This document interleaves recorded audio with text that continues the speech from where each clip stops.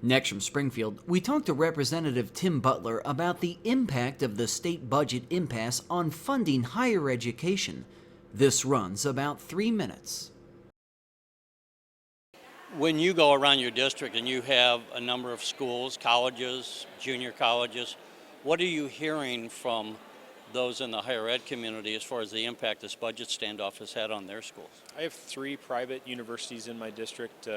Also, I live in Springfield, so the University of Illinois Springfield, while it's not in my district, is right there. I'm a graduate of Eastern Illinois University, so I'm certainly a fan of our public institutions in the state of Illinois.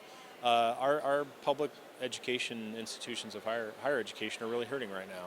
And we've seen that throughout the year and this spring especially, where they've come forward and said, you know, we're concerned about closing. Chicago State was concerned about closing. Eastern, my alma mater, is concerned about closing.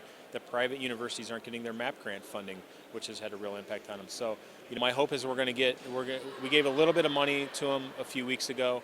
We need to get a long-term solution in place to make sure that our universities keep their doors open. And as we stand here again on the May 31st, earlier today there was a leadership meeting. One of the ideas that came out of there is possibly passing a temporary funding bill, a temporary budget, we might say, that would see what's worked out, maybe take us through the November elections, and then we at least get that politics out of the way. What are your thoughts on that approach? Let me just start there. Sure.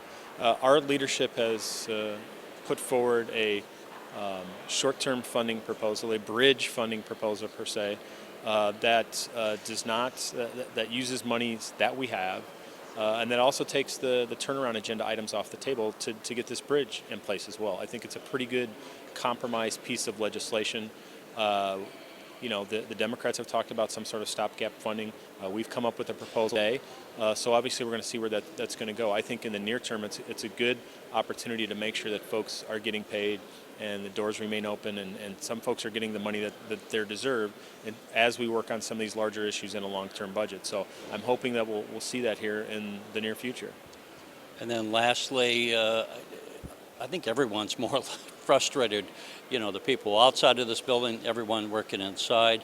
No one thought, I think, going into this that it would have lasted this long and done the damage to all the different institutions it's doing.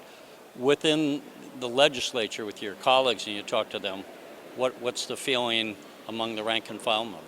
I believe between rank and file Republicans and rank and file Democrats, we have well over 60 votes that could come up with a compromised budget solution and with some of the reforms that the governor talks about, if leadership on both sides would just let us get down to the discussions on that.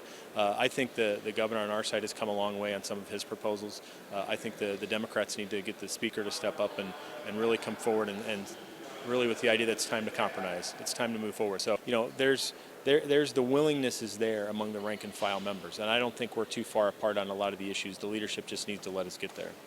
All right, Representative Tim Butler, thank you. Thank you.